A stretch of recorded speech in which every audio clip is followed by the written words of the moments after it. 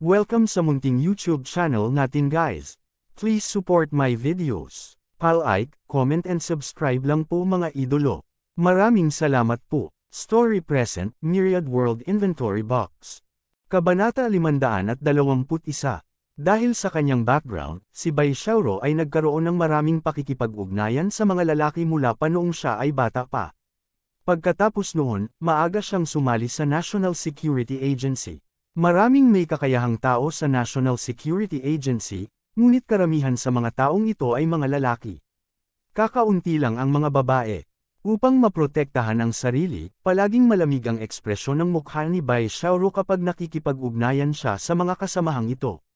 Bagamat alam ng mga taong pamilyar sa kanya na siya ay isang mainit na tao, ang kanyang layer ng disguise ay napakahusay sa pagtatago ng kanyang sarili.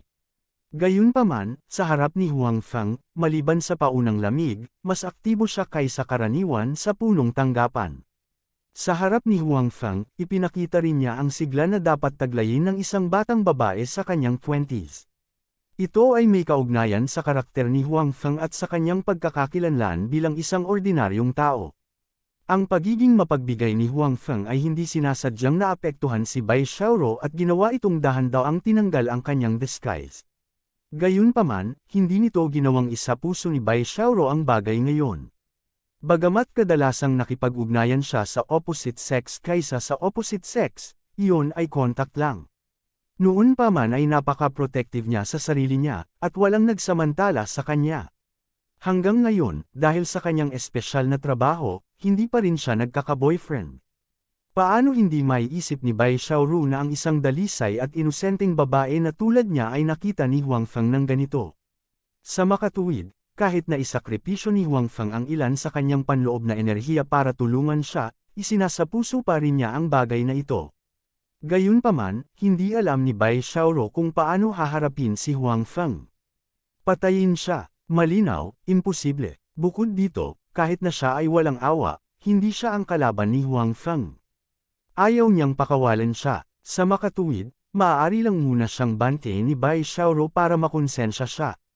Kapag naisip niya kung paano siya parusahan sa hinaharap, hahanapin niya ito upang ayusin ang puntos. Nakahiga si Bai Xiaoro sa kama, paikot-ikot, hindi makatulog.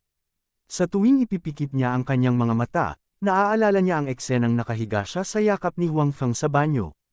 Mamumula ang mukha niya sa galit saglit, pagkatapos ay mamumula sa kahihiyan sandali.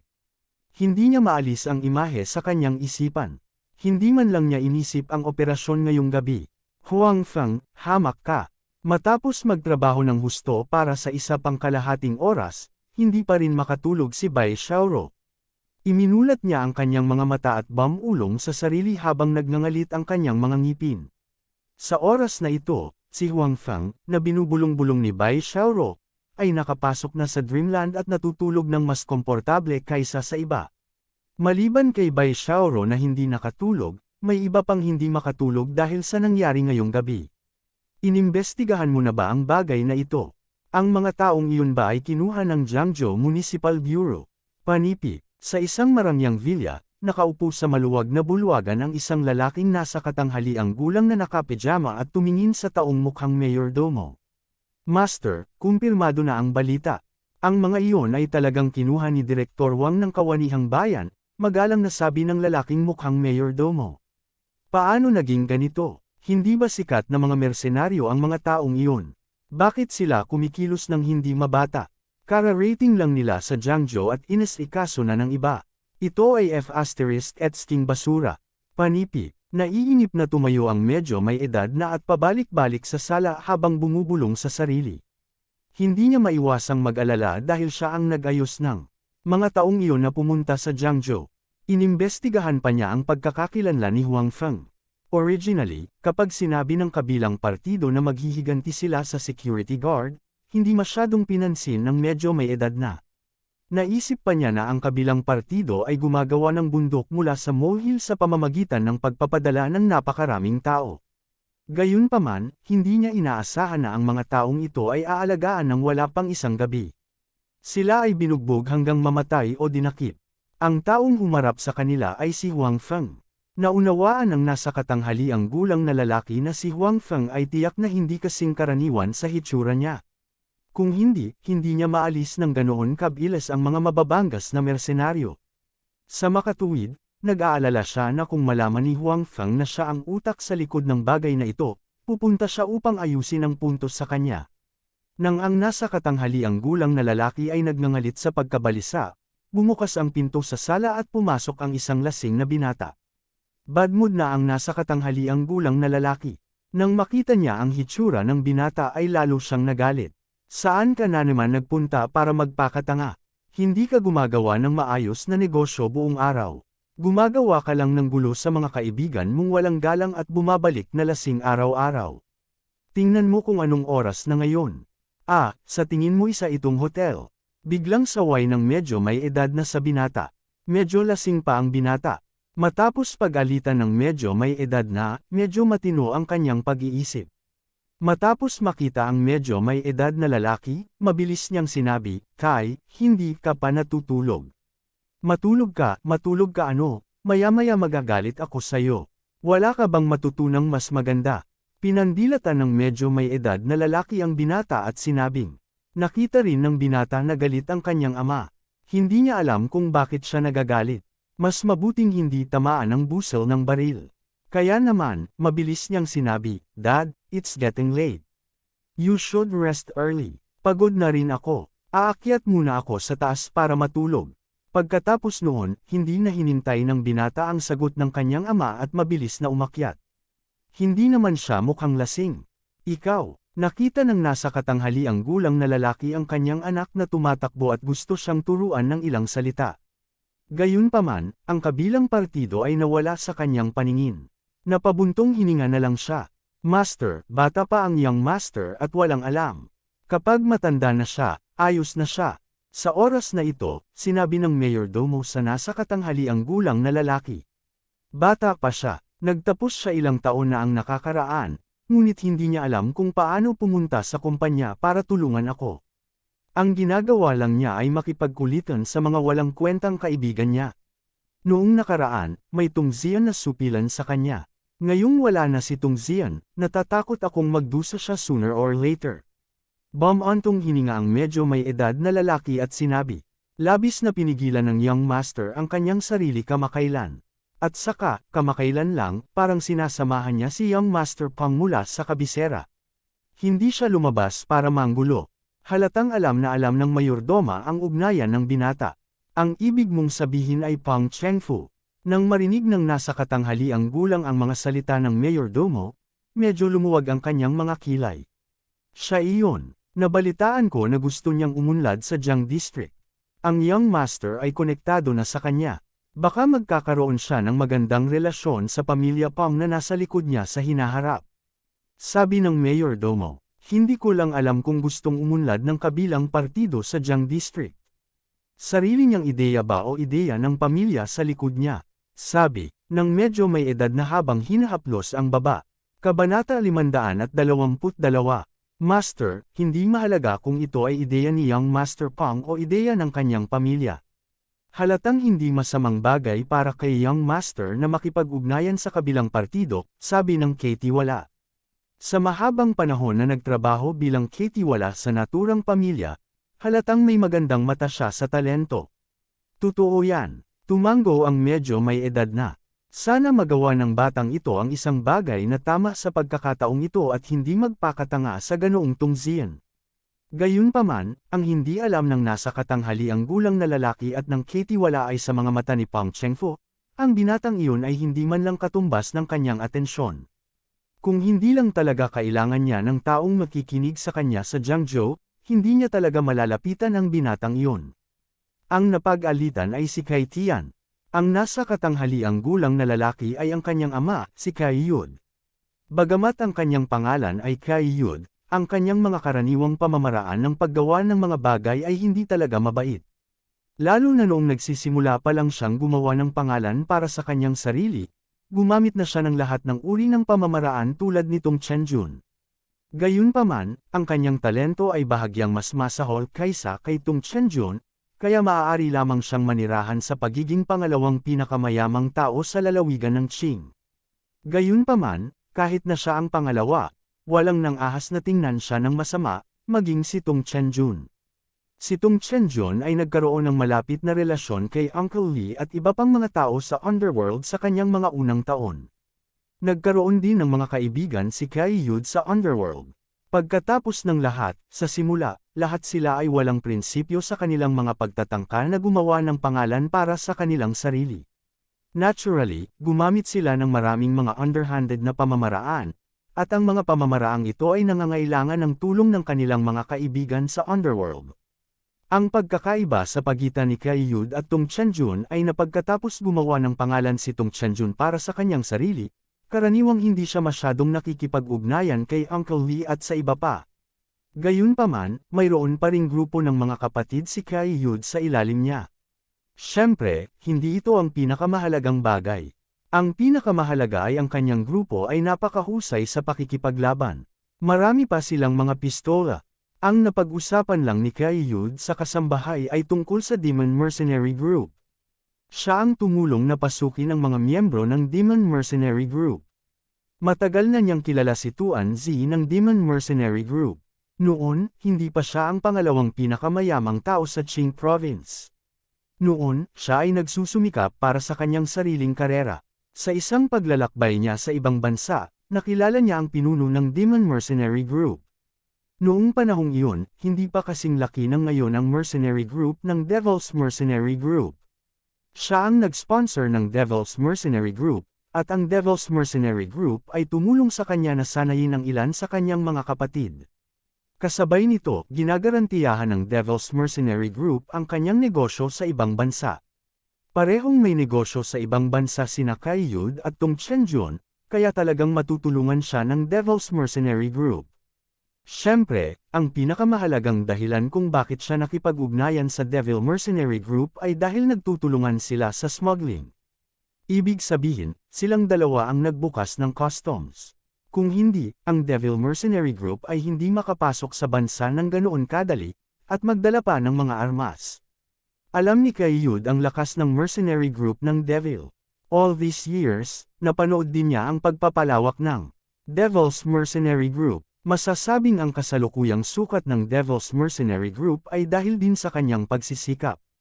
Alam din niya ang tungkol sa pagkidnap kay Li Bindian. Bagamat hindi sinabi sa kanya ng pinuno ng Devil's Mercenary Group kung bakit gusto niyang kidnapin si Li Bindian, naisip niya na para iyon sa pera. Bukod dito, ang pagkidnap sa isang celebrity ay hindi isang bagay na magiging sanhi ng pagbagsak ng langit. Siyempre, kung alam ni Kai Yud ang background ni Li Bindian, tiyak na pipigilan niya ang mercenary group ng Devil. Nasa bansa siya, kaya mas alam niya kung gaano kalakas ang mga sundalong ito. Sa kasamaang palad, hindi niya alam. Matapos mabaigo ang Mushroom Mercenary Group na kidnapin si Li Bindian, hiniling nila sa kanya na tumulong sa pag-imbestiga sa usapin ni Li Bindian noong gabing iyon. Gusto nilang makita kung sino ang nagligtas kay Li Bindian. Noon din niya nalaman na bigo siyang kidnapin ng mercenary group ng Devil. Gayunpaman, sa pagkakataong ito, hindi sinabi sa kanya ng mercenary group ng Devil. So, ang alam lang niya ay failed ang kidnapping, pero hindi niya alam na ilang tao na pala sa Devil's Mercenary Group ang namatay. Ginamit niya ang kanyang mga koneksyon at nalaman ang tungkol sa pag-iral ni Huang Feng. Gayunpaman, naghinala lamang siya at hindi sigurado. Gayunpaman, dumating pa rin ang mercenary group ng Devil upang hanapin si Huang Feng para sa paghihiganti. Sa gabi, alam na ni Kai Yud na dumating na ang mercenary group ng Devil. Nag-iisip pa rin siya tungkol sa paghahanap ng angkop na pagkakataon at oras para makipagkita sa kabilang partido. Hindi niya inaasahan na bago siya makapunta, ang kabilang partido ay direktang pinatay ni Huang Feng. Sa pagkakataong ito, hindi na niya ginamit ang kanyang mga koneksyon at alam na ang bagay na ito ay ginawa ni Huang Feng. Dahil maraming pulis at staff ng hotel sa pinangyarihan, alam ng maraming tao na ang bagay na ito ay ginawa ni Huang Feng. Sa oras na ito, alam niya na hindi ganoon kadali si Huang Feng. Huwag muna nating pag-usapan ang Little Tian. Ngayon, dapat nating isipin kung paano haharapin ang mercenary group ng Devil. Sa pag-iisip tungkol sa mercenary group ng Devil, sumakit ang ulo ni Kai Yud at naging balisa siya. Kapag ang bagay na ito ay nalantad o naimbestigahan, kung siya ay may kaugnayan sa Devil's mercenary group, pagkatapos ay siya ay matatapos. Ang kanyang mga pagsisikap sa paglipas ng mga taon ay magiging walang kabuluhan. Hindi niya maiwasang mag-alala. Alam din ng kasambahay ang tungkol sa usapin sa pagitan ng kanyang amo at ng mercenary group ng Diablo. Kaya naman, sabi niya, Master, sa mercenaryong grupo na iyan, ang pinuno lang ang nakakaalam tungkol sa iyo. Yung iba ay hindi alam ang tungkol sa iyong pag-iral. Hanggat ang pinuno ay walang sinasabi, walang makakaalam. Can you guarantee na hindi siya magsasalita?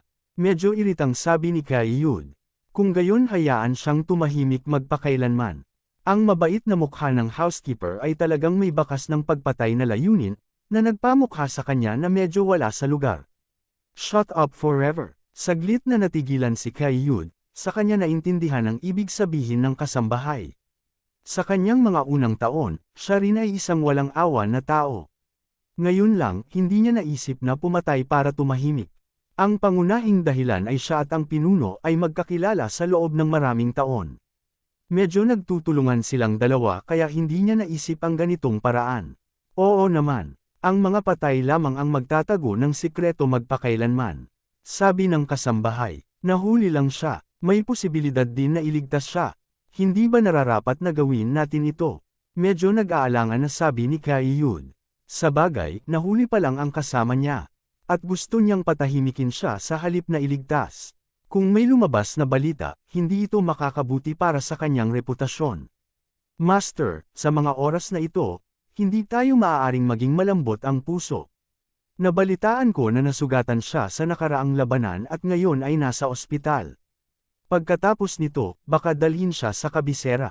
Sa oras na iyon, kahit na gusto nating gawin, wala tayong pagkakataon.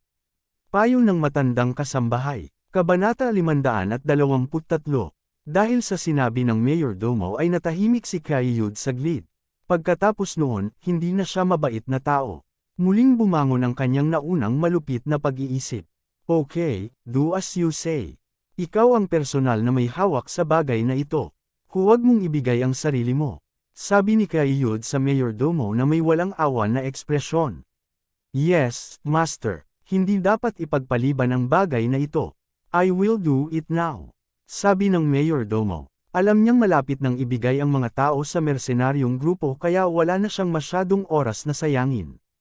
Dad, anong pinag-uusapan nila?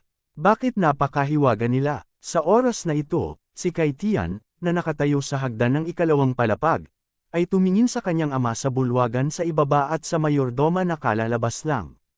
Kinabukasan, nang makita ni Huang Feng ang hitsura ni Bai Xiaoro, alam niyang tiyak na hindi nakatulog ng maayos ang kagandahang ito kagabi. Kitang-kita ang dark circle sa ilalim ng kanyang mga mata. Dahil dito, mas lalong hindi pala kaibigan ang pagtingin ni Bai Xiaoro kay Huang Feng. Sa kanyang opinyon, hindi siya nakatulog ng maayos, at lahat iyon ay dahil kay Huang Feng.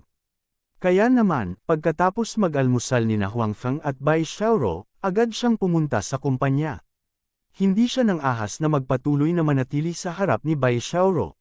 Dahil sa maput na titig na iyon ay hindi komportable si Huang Feng.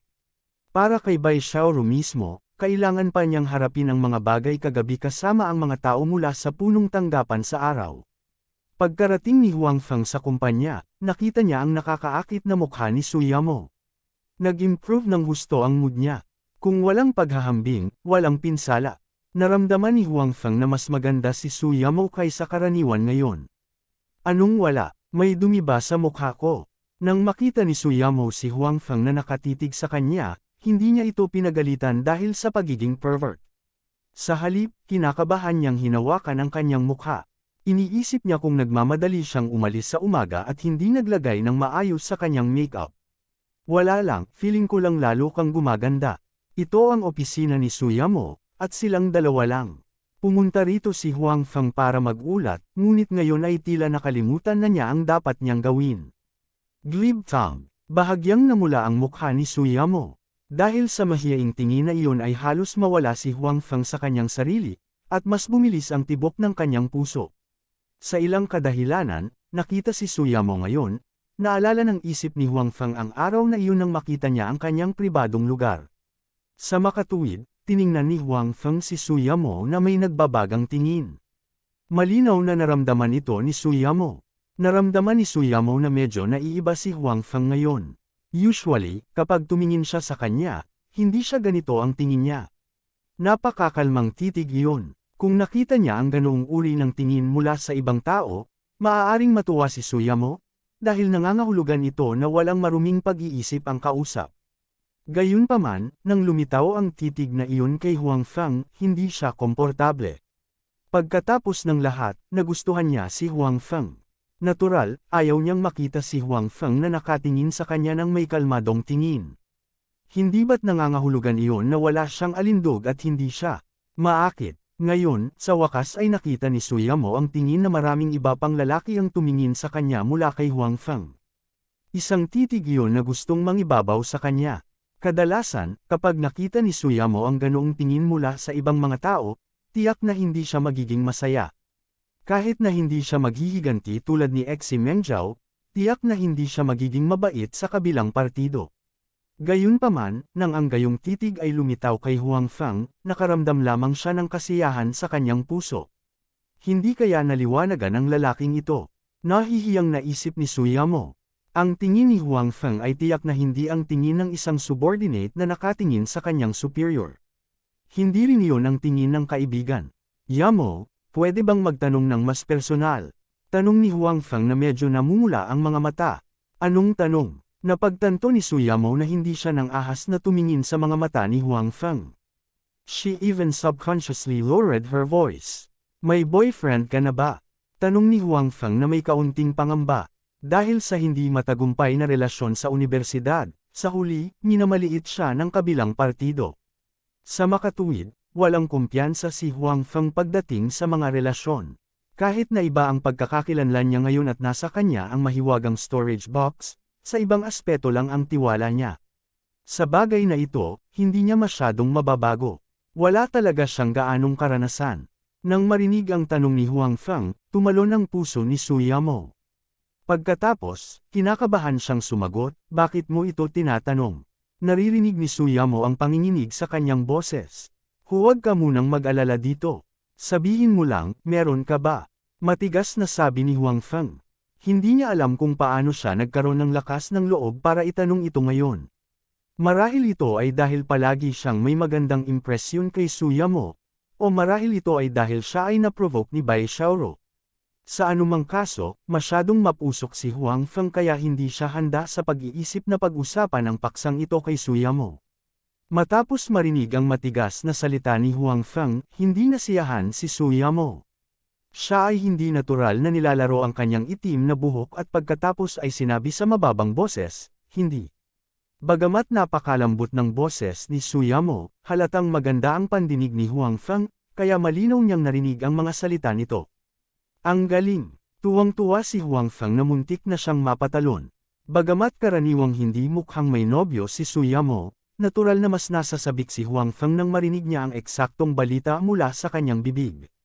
I don't have a boyfriend, so you are so happy. You want me to be single for the rest of my life, right? Nang makita ang masayang hitsura ni Huang Feng, may naisip si Suyamo sa kanyang puso, ngunit kusa pa rin siyang nagayos ng mukha at sinabi kay Huang Feng. Hindi, ang ibig kong sabihin. Nakita ni Huang Feng ang ekspresyon ni Suyamo, at siya ay medyo nalito. Ano ang ibig niyang sabihin? Bukod dito, ang kawalan niya ng tiwala ay hindi niya nasabi kaagad ang mga salitang nasa dulo ng kanyang dila. Sabihin mo, tanga ka. Nakita ni Suyamo ang ekspresyon ni Huang Feng at nag-aalalang sumigaw sa kanyang puso. Gayunpaman, malinaw na hindi siya magkukusa na sabihin ang ganitong uri ng bagay. Ang ibig kong sabihin ay, tila nakita ni Huang Feng ang pahiwatig ng paghihikayat sa mga mata ni Suyamo. Nang mag-iipon na sana siya ng lakas ng loob para sabihin yun ay biglang may kumatok sa pinto. Director Su, may i-report ako sa iyo. Ang pumasok ay isang manager mula sa ibang departamento. Kapag nag-uusap sina Huang Feng at Suyamo, natural na hindi nila isasara ang pinto. Sa makatuwid, pagkatapos kumatok sa pinto, Ang kabilang partido ay padalos-dalos na pumasok. Hindi man lang niya hinintay na papasukin siya ni Suyamo. Kabanata 524. Mukhang hindi napansin ng department manager na nagmamadaling pumasok ang kakaibang atmosphere sa opisina. Matapos makita si Huang Feng, binati pa niya si Huang Feng ng magiliw. Dahil may gagawin si Director Su, aalis muna ako. Naistorbo si Huang Feng ng kabilang partido. Wala siyang lakas ng loob na magsabi ng kahit ano, ni wala siyang pagkakataong magsabi ng kahit ano. Kaya naman, pinili niyang umalis. Gusto ni Suyamo na panatilihin si Huang Feng, ngunit hindi niya alam kung ano ang sasabihin. Nakatingin lang siya sa kabilang party na umalis. Manager Huang, tapos ka na bang mag-ulat? Hindi naman masyadong urgent ang usapin ko. Kaya nitong maghintay. Nang makita ng manager na aalis na si Huang Feng, magalang niyang sinabi. Hindi, sabi ni Huang Feng. Nang makitang talagang umalis na si Huang Feng, lumingon ang manager kay Suyamo at sinabing, Director Su, ako. Dahil hindi naman urgent ang usapin mo, bakit hindi mo hinintay ang pahintulot ko na makapasok? Ang mukha ni Suyamo ay may pambihirang lamig, at pinutol niya ang mga salita ng manager. Ako. Ang manager ay natigilan sa inasal ni Suyamo. Dapat malaman na napakabuti ng ugali ni Suyamo.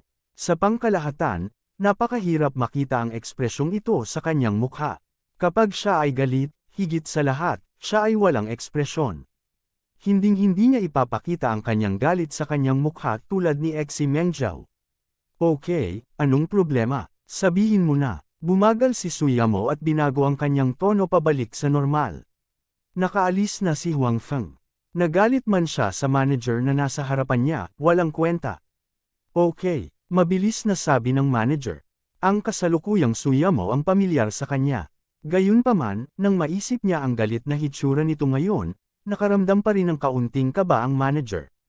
Hindi pa niya nakitang ganoon si Suyamo noon, kaya hanggang ngayon, hindi pa siya ganap na nagre-react. Lumalabas na kapag galit talaga si Director Su, mas nakakatakot pa siya kaysa kay Director Exi.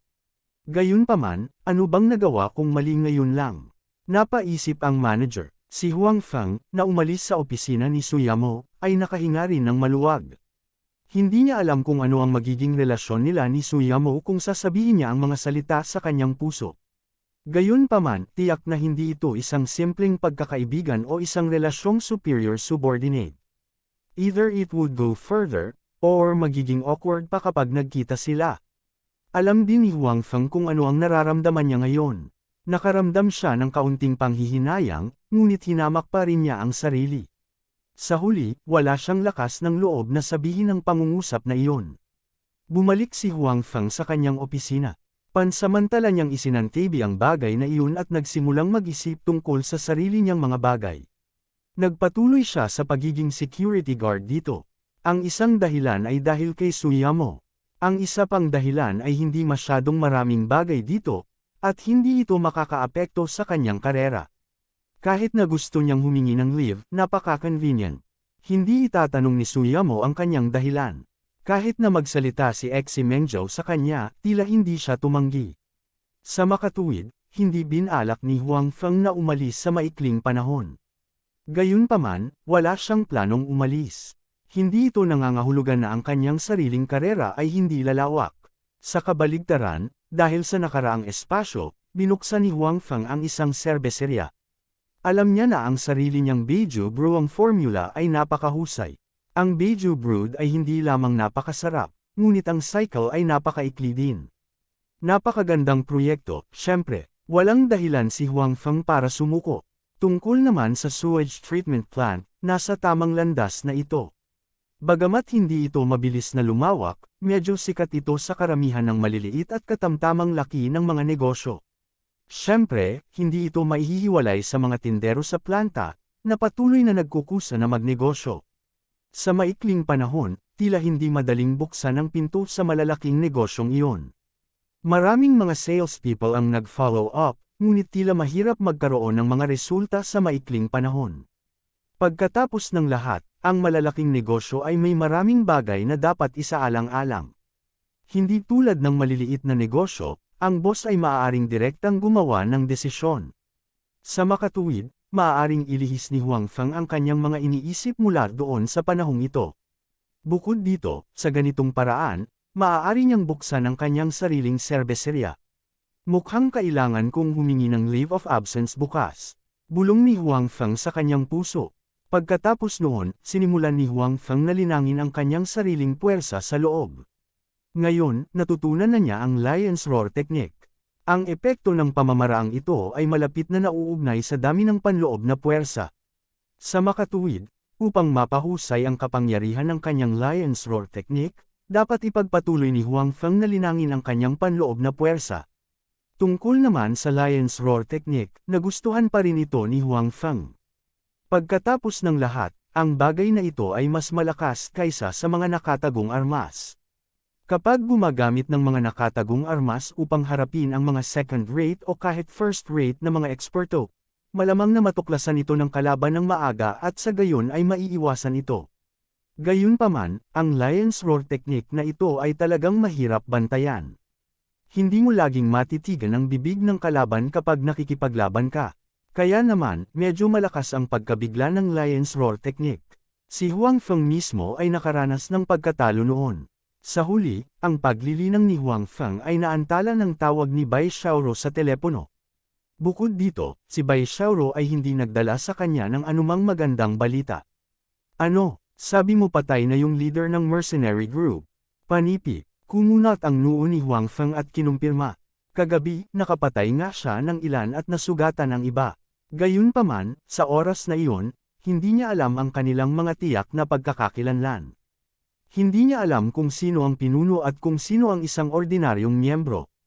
Pinatay ko ba siya? Tanong ni Huang Feng. Nais din niyang malaman kung sino sa Jiang District ang tumulong sa mga taong iyon na imbestigahan siya. Ngayon na ang tanging tao na nakakaalam ng kwento sa loob ay talagang patay na, si Huang Feng ay natural na labis na nabigo. Hindi, bumalik si Bai Xiaoro sa kanyang may kakayahang estado. Kagabi, nasaktan mo lang siya. Nadala siya sa ospital. Ngayon, dumating ang balita na namatay siya dahil sa malubhang pinsala. Ibig sabihin, ito ay dahil sa akin. Sabi ni Huang Feng. Baka hindi. Sinabi ni Bai Xiaoro, sinala namin na may nakialam sa ospital at kasalukuyang nag-iimbestiga. May pinakialaman ba? Natigilan si Huang Feng. Katulad ng insidente kay Tung Chenjun noong nakaraang pagkakataon. Tama na, sabi ni Bai Xiaoro. Ano ang ginagawa ng mga pulis sa Jiang District? Bakit laging nangyayari ang mga ganitong bagay? Hindi mapigilan ni Huang Feng na magreklamo. Hindi siya masisi kung nagrereklamo siya. Kung patay na ang pinuno, hindi niya malalaman kung sino ang nag-iimbestiga sa kanya sa likod ng mga eksena. Huwag kang mag-alala. Sa pagkakataong ito, iimbestigahan natin ng maigi ang bagay na ito. Siguradong hindi natin hahayaang makatakas ang nasa likod nito. Sabi ni Bai Xiaoro, ito ay naiiba sa nakaraang insidente. Noong nakaraang pagkakataon, masasabing katanggap-tanggap sa lahat ng partido ang pagkamatay ni Tung Chenjun, kaya hindi itinuloy ng National Security Bureau ang investigasyon. Gayunpaman, sa pagkakataong ito, halatang hindi na nila ito papakawalan ng ganoon kadali. Kabanata 525. Gusto mong mag-imbestiga? Medyo nagulat na sabi ni Huang Feng. Para sa paraan ng National Security Agency, medyo mapagkakatiwalaan pa rin si Huang Feng. Kung maaari silang mag-imbestiga, malamang na may imbestigahan nila ang bagay ng malinaw. Oo naman, sumang-ayon si Bai Xiaoro, siya na ngayon ang taong namamahala sa National Security Agency sa Qing Province. Ang mga tao mula sa punong tanggapan ay nakinig din sa kanyang utos. At saka, huwag mong sabihin kayo, dahil isa ka rin sa amin. Dapat Kami. Itinama siya ni Bai Xiaoro. Well, papansinin ko sa susunod. Member din ako ng National Security Agency. Nagkibit balikat si Huang Feng at sinabi, okay, ganito muna pansamantala. I will let you know kapag may balita ako. You can be a security guard with peace of mind. Sabi ni Bai Xiaoro, sinadya niyang bigyang diin ang salitang security guard. Malinaw, alam din niya na ang security guard ni Huang Feng ay panakip lamang. Pagkatapos ibaba ang telepono, hindi masyadong maganda ang mood ni Huang Feng. Pagkatapos ng lahat, mayroong isang kaaway sa dilim, at isang kaaway na alam ng kanyang pag-iral, ang pakiramdam na iyon ay hindi komportable. Gayunpaman, walang silbi para sa kanya na mag-alala tungkol sa bagay na ito. Mukhang wala siyang maitutulong sa bagay na ito. Sabay Xiaoro at sa iba pa, dapat walang problema. Kailangan na lang niyang maghintay ng balita. Sa tanghali, nakita muli ni Huang Feng si Suyamo, ngunit sa pagkakataong ito, hindi siya kumakain mag-isa. Nasa tabi niya si Xi Mengzhao. Tila hindi alam ni Huang Feng kung paano haharapin si Suyamo.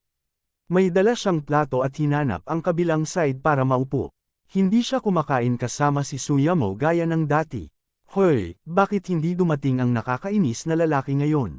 Malinaw na nakita ni Xi Mengzhao ang figure ni Huang Feng. Kadalasan, si Huang Feng ay kumakain kasama nila, ngunit ngayon ay nakaupo siyang mag-isa, na ikinagulat ni Xi Mengzhao. Hindi ko alam, kumakain pa rin si Suyamo na nakayuko na parang hindi niya nakita si Huang Feng. Sa katunayan, noong unang pumasok si Huang Feng, nakita niya siya. Sa oras na iyon, iniisip pa rin niya kung paano niya pakikitunguhan si Huang Feng mamaya. Hindi niya inaasahan na hindi direktang lumapit si Huang Feng, na naging dahilan para hindi siya komportable sa kanyang puso. Mas mabuti pang hindi siya sumama.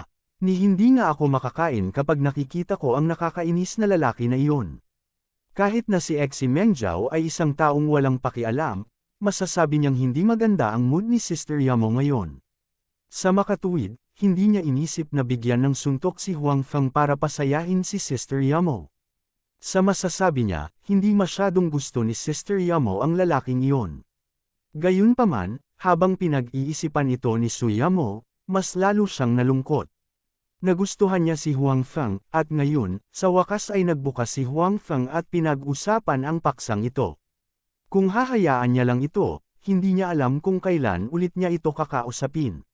Sa makatuwid, pagkatapos niyang kumain kasama si Xi Mengzhao, sinabi niya kay Xi Mengzhao, may gagawin ako. Maaari ka munang umalis. Ate Yamo, anong problema? Tanong ni Xi Mengzhao. Huwag kang mag-alala tungkol dito, sabi ni Suyamo kay Xi Mengzhao habang nakatingin siya kay Huang Feng na kumakain. Okay. Nang makitang tila may gagawin si Sister Yamo, hindi na siya pinagpatuloy ni Xi Mengzhao. Pagkaalis ni Suyamo, dumiretso siya kay Huang Feng at umupo sa tapat niya. Bakit hinahanap ni Ate Yamo ang nakakainis na lalaki? Sa oras na ito, nasa entrance pa rin ng cafeteria si Xi Mengzhao. Nang makita niya si Suyamo na nakaupo sa tapat ni Huang Feng, medyo natarante siya.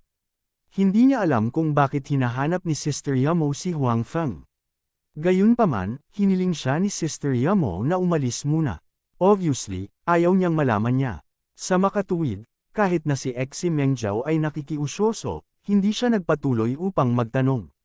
Si Huang Feng ay kumakain na nakayuko, ngunit nang makita niya ang isang figure na nakaupo sa tapat niya mula sa gilid ng kanyang mata, iniangat niya ang kanyang ulo sa pagkalito at tumigil sa pagmuya. Hindi inaasahan ni Huang Feng na si Suyamo ang magkukusa na pumunta sa kanyang table kapag hindi siya pumunta sa table ni Suyamo. Maaari kang magpatuloy sa pagkain. Huwag mo akong pansinin, sabi ni Suyamo. Naisip ni Huang Feng sa kanyang sarili, paano ako makakakain kung nakaupo ka doon at nakatitig sa akin? President Su, anong problema?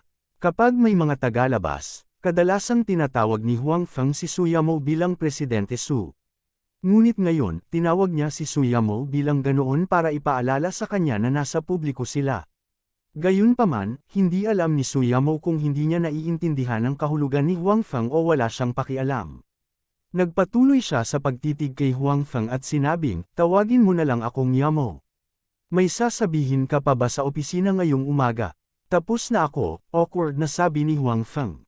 Hindi niya inaasahan na sasabihin ito ni Suyamo ng direkta. Tapos ka na ba talaga? Malinaw na ayaw ni Suyamo na paalisin si Huang Feng. Tumingin siya sa kanya at sinabi ang bawat salita. Siguro, malamang, tapos na ako. Sa ilalim ng pag-atake ng mga mata ni Suyamo, naramdaman ni Huang Feng na hindi na niya kinaya. Hindi niya inaasahan na si Suyamo, na karaniwang umaarte na parang isang babae mula sa isang mayamang pamilya, ay magkakaroon ng ganoong agresibong panig. Naramdaman ni Huang Feng na mas seryoso pa ito kaysa kay Xi Mengzhao. Tapos ka na ba o hindi pa? Tanong pa ni Suyamo. Hindi niya alam kung gaano kalakas ang loob niya para magkusa na pumunta kay Huang Feng. Sabagay, marami pa namang tao sa cafeteria. Bagamat ang mga taong ito ay tila iniisip ang kanilang sariling negosyo, sigurado si Suyamo na lahat sila ay binibigyang pansin siya. Gayunpaman, si Suyamo ay halatang ayaw sumuko.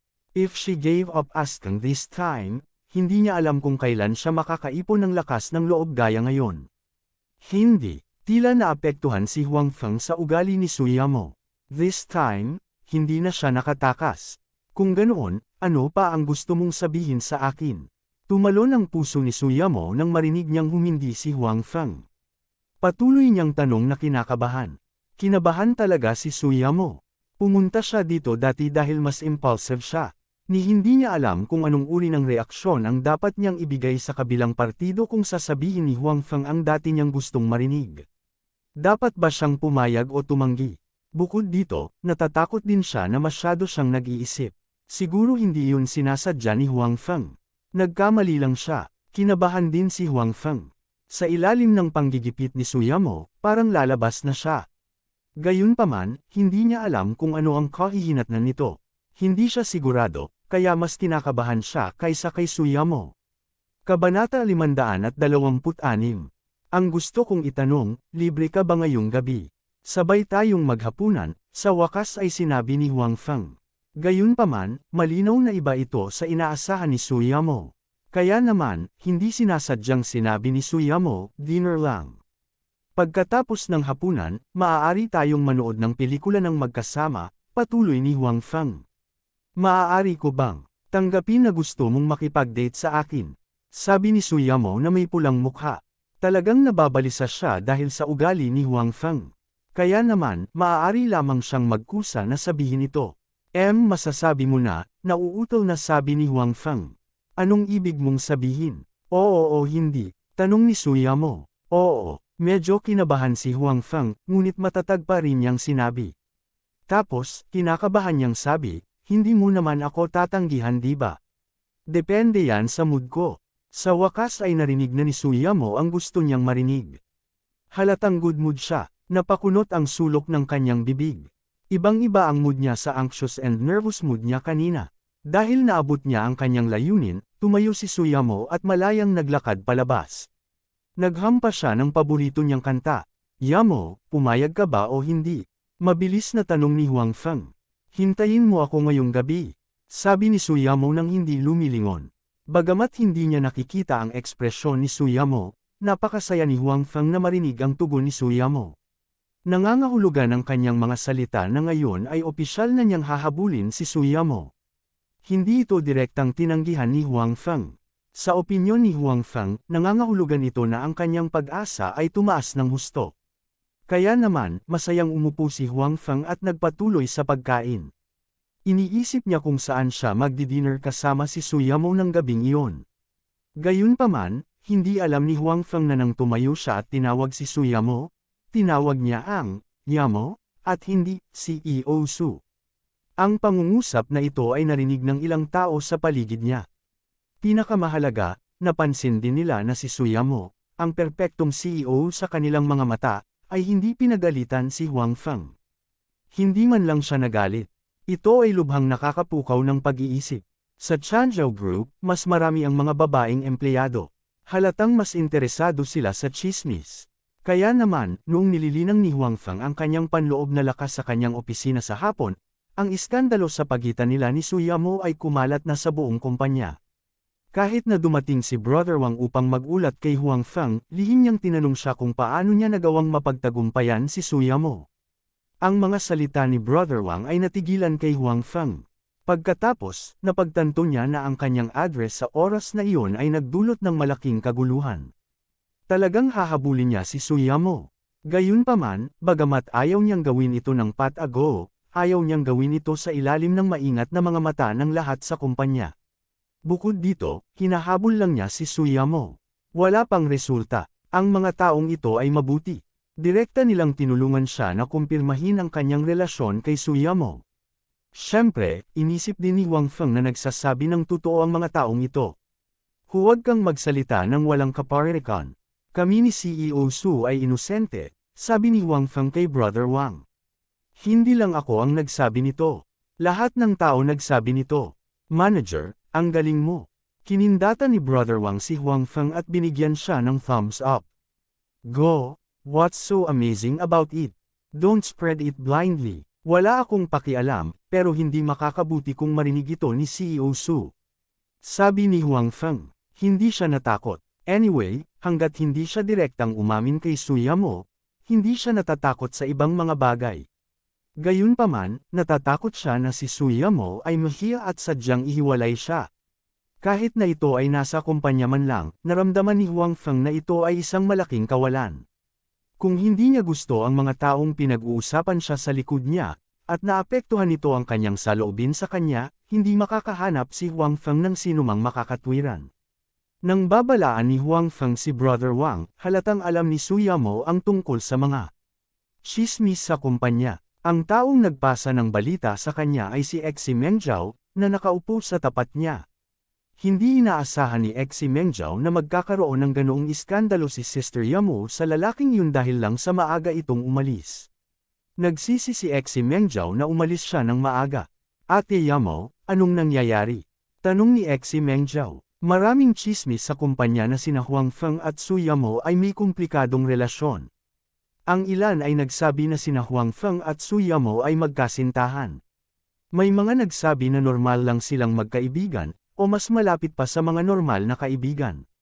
Gayunpaman, may mga mas nakakatawang tsismis. Sinabi nila na sina Huang Feng at Su Yamo ay engaged na, ngunit inilihim nila ito dahil nasa iisang kumpanya sila. Nagkaroon ng lahat ng uri ng tsismis. Maging si Xi Mengzhao, na nag-aakalang kilala niya si Su Yamo, ay medyo nalilito ngayon. Alam niyang peke ang ilan sa mga tsismis. Halimbawa, sina Su Yamo at Huang Feng ay engaged. Alam ni Xi Mengzhao ang sitwasyon ni Su Yamo. Kung engaged na siya, siguradong malalaman niya ang tungkol dito. Bukod dito, ito ay isang malaking bagay sa Beijing. Wala lang. Kalokohan lang ng mga empleyado, casual na sabi ni Su Yamo habang nakayuko at patuloy na binabasa ang mga dokumento sa kanyang mga kamay. Ate Yamo, anong oras na ba? Paano ka pa nasa mood magbasa ng mga dokumento? Sabi ni Xi Mengzhao habang inaagaw niya ang mga dokumento sa mga kamay ni Su Yamo. Walang magawang tumingin si Su Yamo kay Xi Mengzhao at sinabing, anong oras na ngayon? May kakaiba ba sa karaniwan?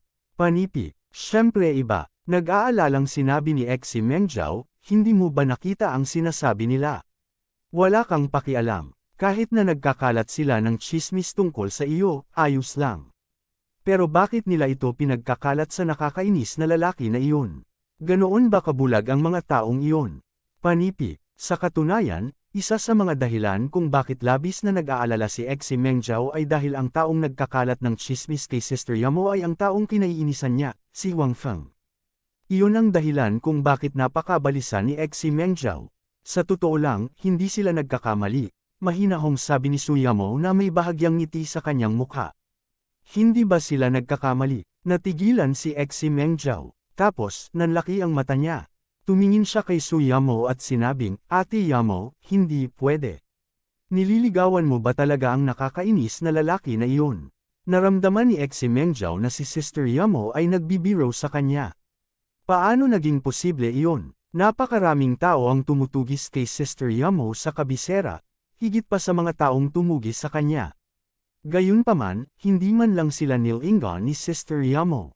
Siya ay may napakataas na pamantayan, paano siya magiging interesado sa isang pervert na tulad ni Huang Feng? Hindi kami nagde-date, sabi ni Su Yamo habang umiiling. Alam ko na, sabi ni Xi Mengzhao habang nakahinga siya ng maluwag. Ngunit pansamantala lang iyon. Pumayag na ako na hayaan siyang ituloy ako, sabi ni Su Yamo. Kabanata 527. Hindi nakaimik si Xi Mengzhao. Nanlaki ang mga mata ni Xi Mengzhao habang nakatitig kay Sister Yamo. Parang unang beses pa lang niya itong nakilala. She stuttered, Ate Yamo, nalilito ka ba? Paano ka pumayag na ituloy ka niya? Alam ni Xi Mengzhao na maraming tao ang gustong ituloy si Su Yamo. Gayunpaman, hindi man lang sila nilingan ni Su Yamo. Kaya naman, binigyan niya sila ng pagkakataon na ituloy siya. Sinabi ni Su Yamo na binigyan niya ng pagkakataon si Huang Feng na ituloy siya. Sa opinyon ni Xi Mengzhao, ilang oras na lang bago naging mag-asawa ang kanyang Sister Yamo at Huang Feng. Alam niyang hindi papayag si Sister Yamo na madaling habulin siya, dahil binigyan niya ng pagkakataon si Huang Feng, nangangahulugan ito na may nararamdaman si Sister Yamo para kay Huang Feng. Anong masama dun? Sa tingin ko hindi masama si Huang Feng, nakangiting sabi ni Su Yamo. Hindi siya masama. Ate Yamo, huwag ka nang magbiro. Napakaraming mabubuting lalaki sa kabisera. Kung ayaw mo sa kanila, bakit ka interesado kay Huang Feng? Nag-aalalang sabi ni Xi Mengjiao. Ayaw niyang makitang naliligaw ang matalik niyang kaibigan. Hindi mo rin gusto ang mga tao sa kabisera, hindi ba? Mahinahong sabi ni Su Yamo sabay ngiti. Parang ito ang problema ni Xi Mengjiao at hindi sa kanya. Hindi nakaimik si Xi Mengjiao. Tama si Ate Yamo. Kung gusto niya ang mga taong iyon sa kabisera at gusto niyang pakasalan ng isa sa kanila, hindi na niya kailangang magsumikap para pumunta sa Qing Province kasama si Sister Yamo. Magsusumikap sana siyang magsimula ng sariling negosyo at mamuhay ng isang mayamang binibini sa kabisera. Maaaring hintayin niya ang kanyang pamilya na tulungan siyang makahanap ng isang mabiyutong pamilya. Ngunit hindi mo mapipili si Huang Feng, walang magawang sabi ni Xi Mengjiao. Sa tingin ko ay magaling siya, sabi ni Su Yamo. Nawala nang masabi si Xi Mengjiao. Anuman ang kanyang sinabi, si Sister Yamo ay nabulag pa rin ni Huang Feng at naisip na si Huang Feng ay isang mabuting tao. Gayunpaman, talagang naramdaman niya na si Huang Feng ay isang pervert. Noong unang beses siyang nakilala ng lalaking iyon, kinalabot siya at pinagalitan pa siya. Dati, sa basketball court at sa harap ng banyo ng hotel, ilang beses siyang gustong samantalahin ng lalaking iyon. Kung hindi siya naging matalino para iwasan siya, nagtagumpay siya. Kaya, paano magiging karapat-dapat ang gayong tao sa perpektong Sister Yamo? Sa kasamaang palad, gaano man kabalisa si Xi Mengjiao, nanatiling determinado si Su Yamo. Alam ni Xi Mengjiao na si Sister Yamo ay may magandang ugali, madaling kausap, at marunong makinig sa opinyon ng ibang tao. Gayunpaman, alam din niya na kapag nakapagdesisyon na si Sister Yamo sa isang bagay, napakahirap magbago ng isip. At least, hindi niya magagawa iyon. Sa makatuwid, umalis si Xi Mengjiao sa opisina ni Su Yamo nang hindi sinasadya at dumiretso sa opisina ni Huang Feng. Ang kanyang mabangis na hitsura ay nagulat kay Huang Feng na nakikipag-chat kay Huang Feng. Pagkatapos noon, mabilis siyang umalis, naiwan sina Huang Feng at Xi Mengjiao. Kung may self-aware ka pa, iwan mo na agad si Sister Yamo. Malamig na sabi ni Xi Mengjiao kay Huang Feng nang makita niyang walang ibang tao sa opisina. Hindi siya nagpatalo sa paligid at dumiretso sa punto. Anong ibig mong sabihin? Nakasimangot si Huang Feng habang nakatingin kay Xi Mengjiao, na pumasok sa kanyang opisina at nag-utos sa kanya na gumawa ng isang bagay. Don't play dumb. You must have done something to seduce Sister Yamo. Kung hindi, hindi siya mahuhulog sa iyo.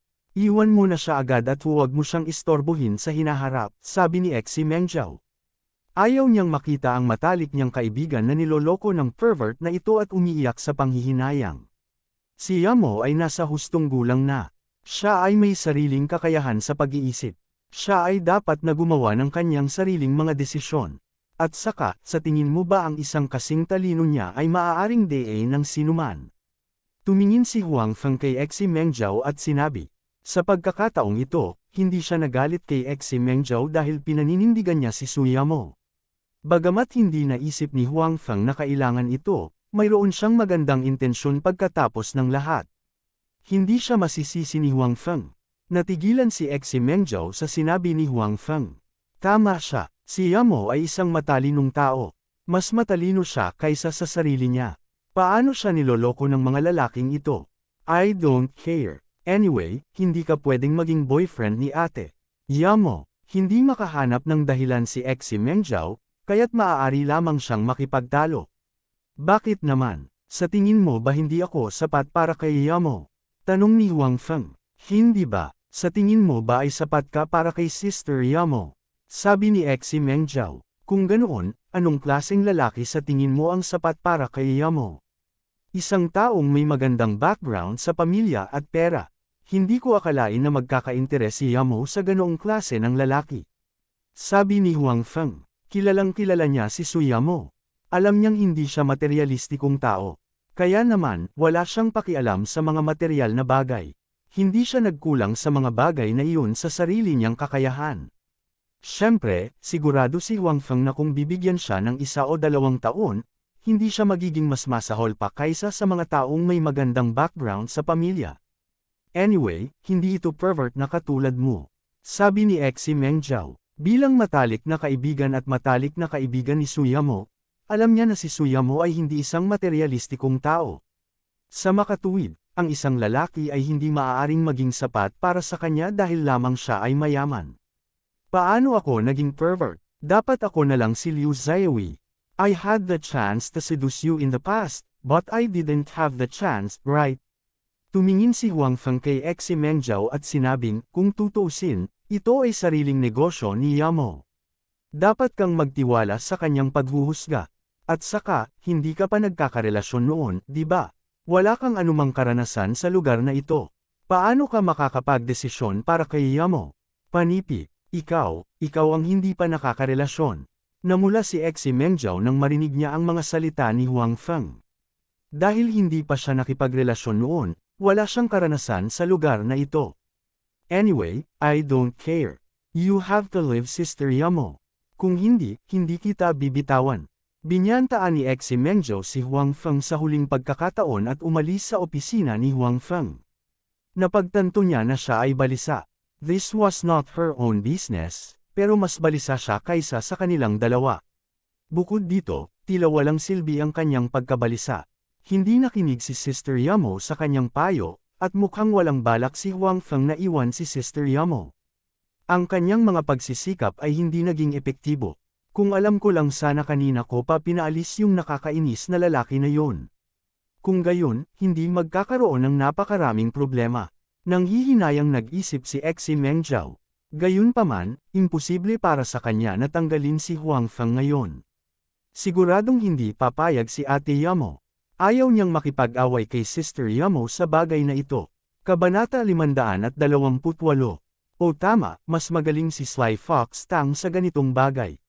Tanungin natin siya ng opinyon niya, biglang sabi ni Exi Mengjiao sa sarili. Pagdating sa mga relasyon, si Tang Mazo ay halatang mas karanasan kaysa kay Exi Mengjiao. Noong nasa Imperial City siya, madalas maraming lalaki ang nakapaligid sa kanya. Ang susi ay nakaya niyang hawakan ito ng madali. Hindi lamang niya nagawang makipaglaro sa mga lalaking iyon, ngunit nagawa rin niyang protektahan ang sarili at hindi sinamantala. Iyon ay lubhang kahanga-hanga. Gayunpaman, nang tawagin ni Exi Mengjiao si Tang Mazo ng may pag-asa, sinagot siya ni Tang Mazo. Sa wakas ay nagkaisa na ba silang dalawa? Napakasimpleng bagay, ngunit napakatagal. Sabik na sabik ako. Panipi, hoy, Tang Mazo, ano ang ibig mong sabihin? Medyo hindi nasisiyahan si Exi Mengjiao. Hindi ba dapat magulat si Tang Mazo nang marinig niya ang balita at pagkatapos ay sabihin na si Sister Yamo ay nabulag at pinili si Huang Feng? Gayunpaman, ang reaksyon ni Tang Mazo ay medyo naiiba sa kanyang naisip.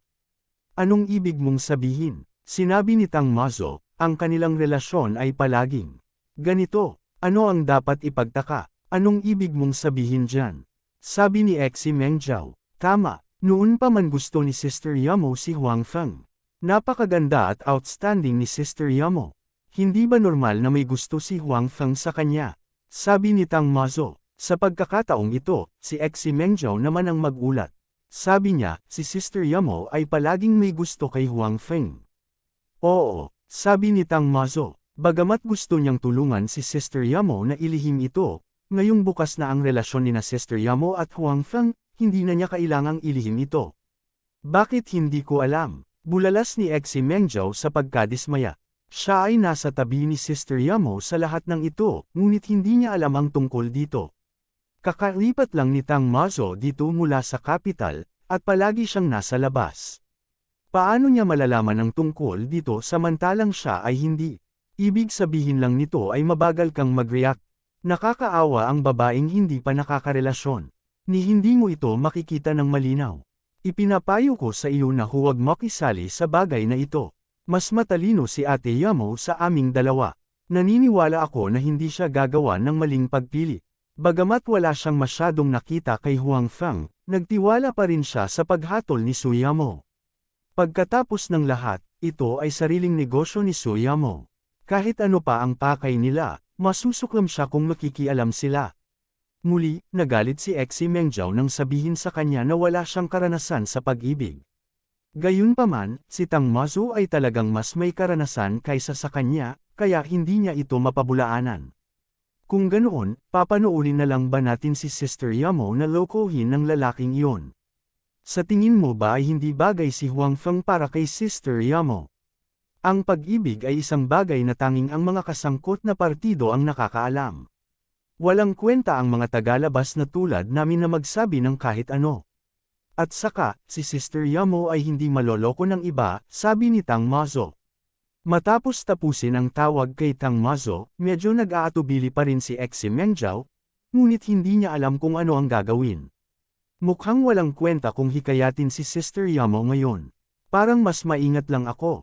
Kung hindi, sasamantalahin ng lalaking iyon si Sister Yamo, naisip ni Exi Mengjiao. Ang payo ni Exi Mengjiao ay hindi nakaapekto sa mood ni Huang Feng. Sa kanyang opinyon, hanggat hindi ito ideya ni Suyamo, hindi ito mahalaga. Kaya naman, medyo balisa at kinakabahan pa rin siya habang naghihintay ng oras para makaalis sa trabaho. Sa katunayan, dahil masyado siyang nasa sabik, hindi gaanong nag-ensayo si Huang Feng sa hapon. Siyempre, ang sitwasyon ni Suyamo ay hindi mas mahusay kaysa kay Huang Feng.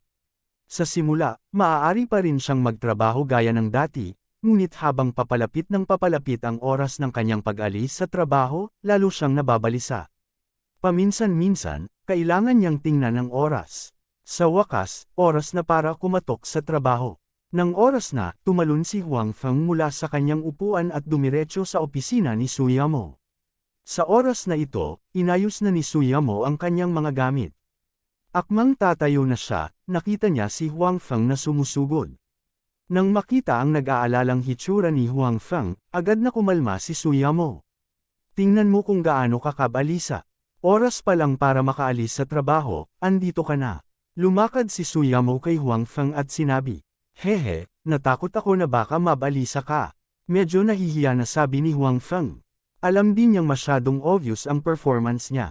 Kapag nakita ka ni Exi Mengjiao na late na nag-alis sa trabaho, malamang pag-alitan ka na naman niya, sabi ni Suyamo. Alam niya na si Exi Mengjiao ay laging gustong humanap ng mga pagkakataon para pag-alitan si Huang Feng.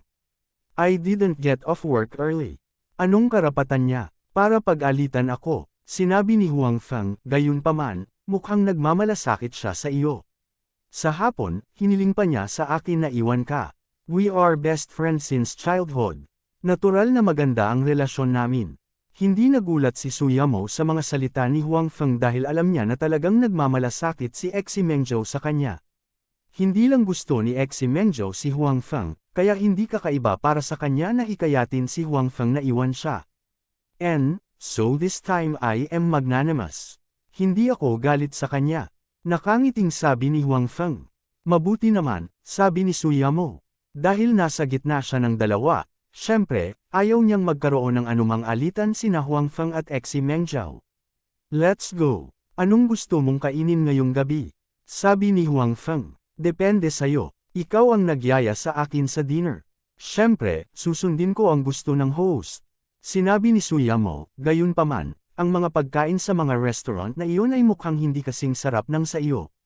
Natikman ni Suyamo ang pagkakayari ni Huang Feng, kaya natural, alam niya na napakahusay ng pagkakayari nito. Tumalon ang puso ni Huang Feng nang marinig niya ito. Naisip niya na gusto ni Suyamo na pumunta sa kanyang tirahan at kumain ng kanyang niluto. Kung noon pa man, tiyak na walang pagtutol si Huang Feng, ngunit ngayon ay may isa pang babae sa kanyang tirahan. Bagamat siya at ang babaeng ito ay nagkaroon lamang ng superior-subordinate na relasyon, kung alam ni Suyamo na nakatira siya sa ibang babae, mahirap tiyakin na hindi siya masyadong mag-iisip. Today is the first time I formally asked you to go out for dinner. Tara doon tayo sa restaurant sa labas. Kapag may chance in the future, ipagluluto kita. Mabilis na sinabi ni Huang Feng kay Suyamo. Okay, hindi tumutol si Suyamo sa mga salita ni Huang Feng. Nakahinga rin ng maluwag si Huang Feng. Gayunpaman, pagkaalis nila ni Suyamo sa opisina, narinig nila ang isang pamilyar na boses. Ate Yamo, saan ka pupunta? Kabanata 529. Nang marinig niya ang pamilyar na boses, naramdaman ni Huang Feng ang pananakit ng ulo. Ngumiti siya ng mapait. Nang makita ni Suyamo ang ekspresyon ni Huang Feng, ngumiti siya sa kanya ng aliw. Then, she turned around and said, maglakad-lakad tayo pagkatapos ng trabaho. I'll go with you. Wala naman akong gagawin eh. Lumapit si Exi Mengjiao at hinawakan ang braso ni Suyamo. Pagkatapos, tumingin siya kay Huang Feng ng may pagmamalaki. Mukhang napakasaya niya na masisira niya ang magandang panahon ni Huang Feng. Sa pagkakataong ito, mapait na ngumiti si Suyamo. Humingi siya ng tawad kay Huang Feng. Walang magawang tumanggo si Huang Feng. Ang dapat sana ay isang heartwarming dinner sa pagitan ng dalawang tao ay naging three-person party. Higit sa lahat, pagkatapos malaman na si Huang Feng ay nagpapagamot, si Exi Mengjiao ay ayaw na maging magalang. Direkta siyang nag-order ng pinakamahal na pagkain. Kung hindi siya pinigilan ni Suyamo, in-order na sana niya ang lahat ng pagkain sa restaurant. Kahit na ganoon, pakiramdam niya ay hindi pa rin siya sapat. Miss Exi Mengjiao, ang dami mong na-order na ulam. Kaya mo bang ubusin lahat? Pinanood ni Huang Feng ang waiter na umalis at tinanong si Exi Mengjiao, na gusto pa rin ng higit pa. Why do you care? Ang dami ko lang in-order na ulam. Nag-aalala ka ba? Sabi ni Exi Mengjiao. Hindi ako nag-aalala sa wallet ko. Nag-aalala ako sa tiyan mo. Paano kung pumutok? Sabi ni Huang Feng habang nakatingin sa tiyan ni Exi Mengjiao. Ate Yamo, tignan mo. Hindi lang niya ako binubuli, kundi sinamantala niya rin ako ng mga mata niya. Natural na hindi pa kakawala ni Exi Mengjiao ang pagkakataong magkwento tungkol kay Huang Feng. Sino ang nagtanong sa iyo na umorder ng napakaraming ulam kapag hindi mo nauubos? Lahat, sabi ni Suyamo. Ate Yamo, hindi mo ako tinulungan. Ngumisi si Exi Mengjiao. Ngumiti lang si Suyamo at hindi nagsalita. Napatunayan na hindi masyadong malaki ang gana ni Exi Mengjiao. Sinubukan niya ang lahat ng ulam sa mesa, ngunit hindi siya kumain ng marami. Sa huli, karamihan sa pagkain ay napunta sa tiyan ni Huang Feng. Mula nang magsimula siyang magsanay ng martial arts, tumaas ng husto ang gana ni Huang Feng.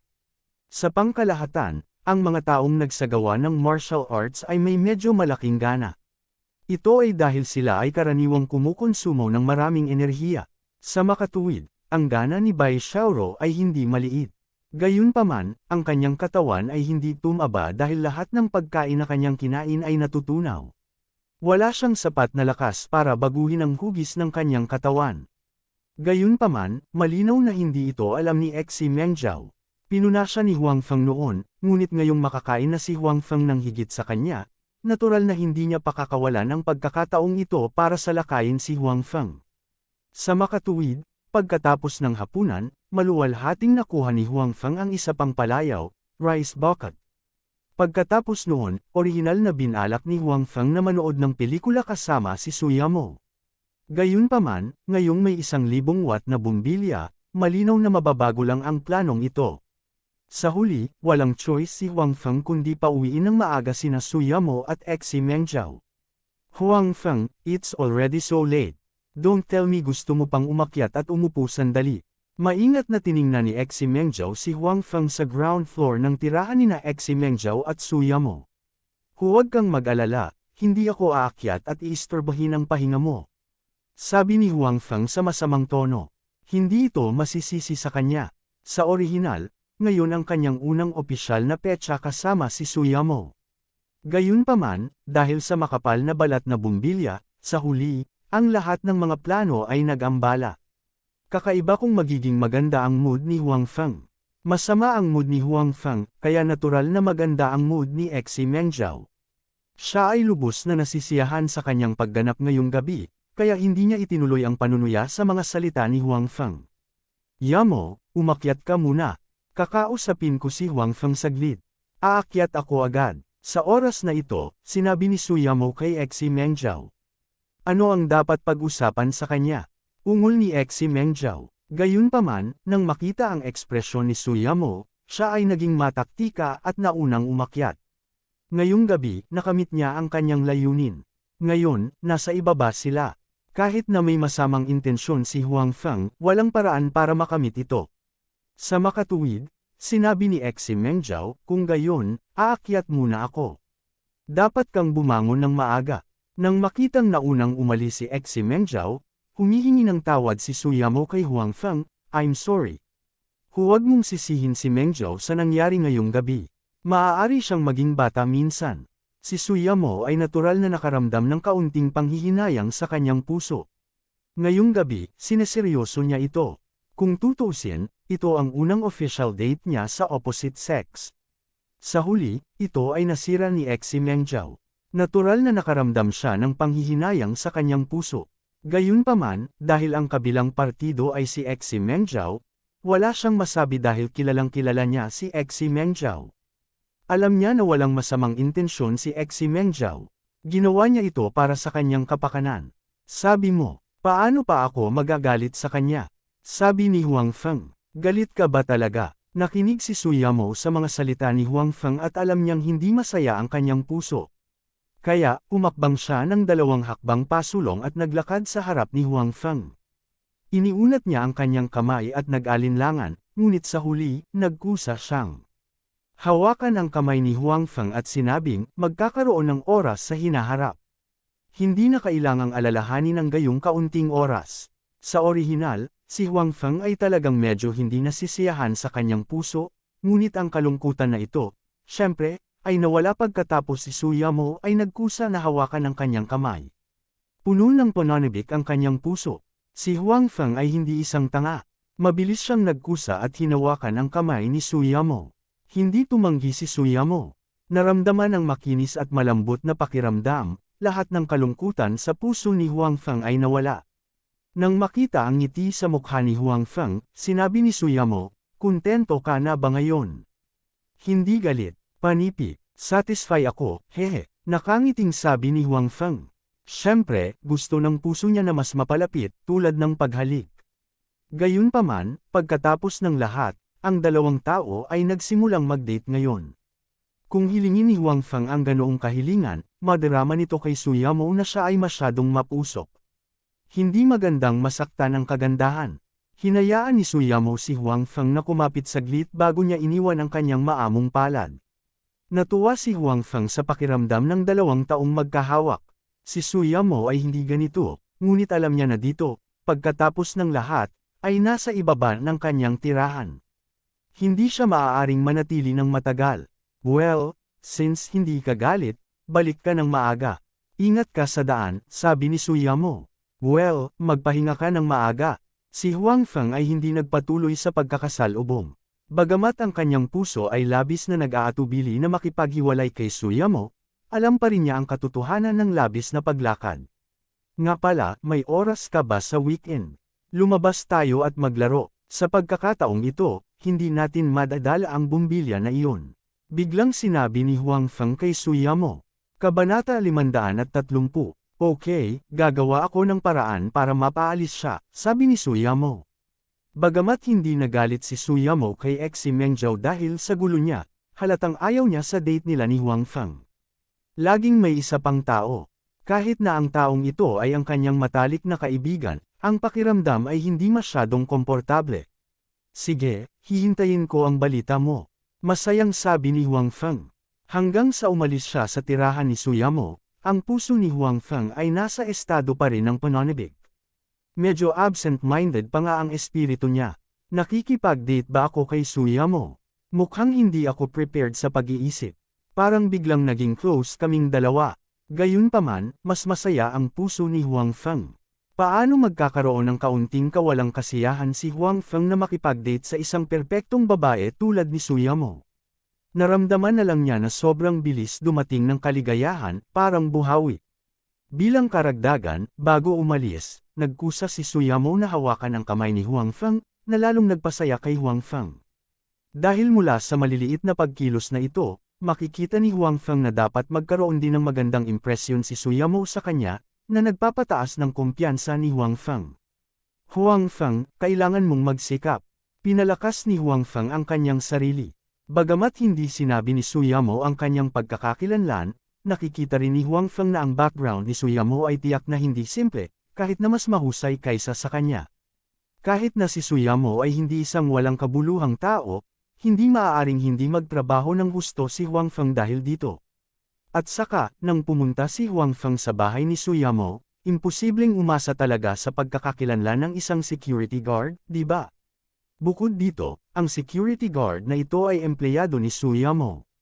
Kahit na walang pakialam si Suyamo, mahirap igarantiya na walang pakialam ang kanyang pamilya.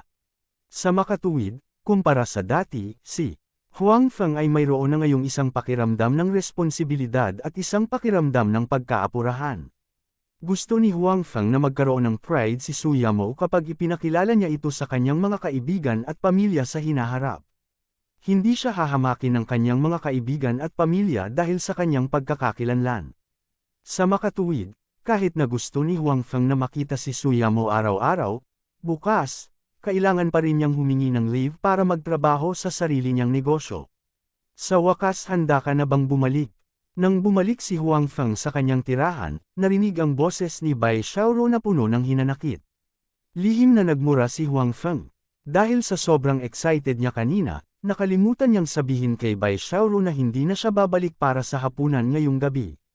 Tumingin si Huang Feng sa malinis na kusina at alam niyang hindi na muling kumakain ang babaeng ito. Talagang napakalungkot ng puso ni Bai Xiaoro. Sa simula, dahil sa usapin kahapon, naisip niya na ang puso ni Huang Feng ay magkakaroon man lang ng kaunting pagkakasala. Pagkatapos, sa mga sumunod na araw, hindi siya humingi ng anuman mula sa kanya, ngunit dapat niyang gawin ang kanyang sarili at magsikap para sa pagpapaubaya. Sa huli, hindi bumalik si Huang Feng para sa hapunan ngayon. Wala man lang siyang balak magluto para sa kanya. At saka, hindi man lang siya tumawag at hinayaan siyang maghintay na parang tanga. Magluluto ako agad. Si Huang Feng ay nagmamadaling tumakbo sa kusina sa ilalim ng mapang asar na tingin ni Bai Xiaoro. Alam na niya ngayon na kung hindi babalik ang babaeng ito para magluto, hindi man lang ito mag-o-order ng takeout. Kagabi, sinabi ni Huang Feng na handa siyang gumanap ng maayos. Sa huli, ang unang araw ay ganito. Marahil ay may mas malaking opinyon si Bai Xiaoro sa kanyang puso. May balita na ba mula sa ospital? Upang maiwasan ang malamig na tingin ni Bai Xiaoro, si Huang Feng ay nagkusa na baguhin ang paksa, at ang bagay na ito ay talagang mas mahalaga sa kanya. Unang pinandilatan ni Bai Xiaoro si Huang Feng, lihim na sinisisi siya sa pagbabago ng paksa. Gayunpaman, sinabi pa rin niya, tinuri namin ang video ng ospital at natagpuan na ang isang lalaki na nakasuot ng puting Amerikana at maskara ay pumasok sa ward ng pinuno ng grupo kagabi. Akala ng mga pulis na nagbabantay na ang kabilang partido ay isang doktor at hindi nagtanong ng detalyado. Hindi nagtagal pagkatapos umalis ang taong iyon, nalaman nilang patay na ang pinuno ng grupo. Masyadong mababa ang pagbabantay ng mga pulis na ito. Sabi ni Huang Feng na nakakunot ang noo. Hindi man lang nila napansin na may nagpapanggap na doktor. Talagang kailangang pagbutihin ang pagbabantay na ito. This can indeed be considered a dereliction of duty. I have already questioned that Bureau Chief Huang because of this. Sabi ni Bai Xiaoro. Marahil ay hindi inaasahan ni Bureau Chief Huang na may darating na magpapatahimik sa kanya. Sa makatuwid, ang pagkakamaling ito ay sanhi. Naniniwala pa rin si Huang Feng kay Bureau Chief Huang, na nasa ilalim ng direktang utos ni Secretary Qiu. Tapos nasira ang clue, tanong ni Huang Feng. Hindi pa tayo nakakasigurado. Umiling si Bai Xiaoro at sinabing, iniimbestigahan namin ang nakapaligid na pagbabantay at ang mga taong dumaan. Tumango si Huang Feng. Sa pagkakataong ito, halatang hindi nilayo ng National Security Bureau na pabayaan ito ng madali. Pagkatapos kumain, naunang naligo si Bai Xiaoro. Gayunpaman, si Bai Xiaoro, na may hawak na pamalit na damit, ay nakadama ng pambihirang kahihiyan sa kanyang puso. Pagdating kasi sa pagligo ay palagi niyang naiisip ang nangyari sa banyo kagabi. Gaano man niya pinarusahan si Huang Feng pagkatapos, tiningnan ni Huang Feng ang kanyang katawan. Ito ay isang katotohanan na hindi na mababago. Huwag kang sumilip, at huwag kang papasok. Sinabi ni Bai Xiaoro kay Huang Feng bago pumasok sa banyo. Alam ko, hindi talaga ako sisilip. Mabilis na sinabi ni Huang Feng, hindi ako papasok. Pumasok si Bai Xiaoro sa banyo ng may kasiyahan. Matapos makahinga ng maluwag si Huang Feng, tumingin siya sa kanyang storage box. Gayunpaman, ang storage box ay wala pa ring kaunting reaksyon. Hindi pa rin ito mabuksan. Parang hindi pa tapos yung upgrade. Bulong ni Huang Feng. Ang storage box ay hindi mabuksan sa ngayon, kaya si Huang Feng ay hindi makakuha ng anumang mga bagong bagay. Gayunpaman, sa ngayon, marami pa rin siyang nakuha. Sapat na para magamit niya saglit. Dahil ang tatlong tao mula sa Devil Mercenary Group ay kinuha ni Bai Xiaoro, tanging sina Huang Feng at Bai Xiaoro lamang ang naiwan sa bahay na ito. Gayunpaman, ang isip ni Huang Feng ay nasa Suyamo na ngayon. Wala siyang ibang iniisip tungkol kay Bai Xiaoro. Sa pag-iisip kay Suyamo, mabilis na kinuha ni Huang Feng ang kanyang mobile phone at nagpadala ng text message kay Suyamo. Bagamat wala siyang gaanong karanasan sa lugar na ito, alam din niya na sa panahon ng pag-ibig o pagtugis, ang mga tawag sa telepono at text message ay kailangang-kailangan. Oo naman, pagkatapos matanggap ang tawag ni Huang Feng, bagamat nagreklamo si Suyamo na tinawagan siya kaagad pagkatapos nilang maghiwalay, naririnig pa rin ni Huang Feng ang pagkagulat sa kanyang tono na hindi niya itinago. Hawak ng dalawa ang telepono at nag-usap tungkol sa iba't ibang paksa na hindi naman makabuluhan, ngunit hindi sila nakaramdam ng pagkabagot. Hanggang sa hinarap ni Xi Mengzhou sa kabilang dulo ng telepono si Suyamo na mag-usap, at ubiling ibinaba ng dalawa ang telepono. Sa oras na ito, nalaman ni Huang Feng na naligo na si Bai Xiaoro.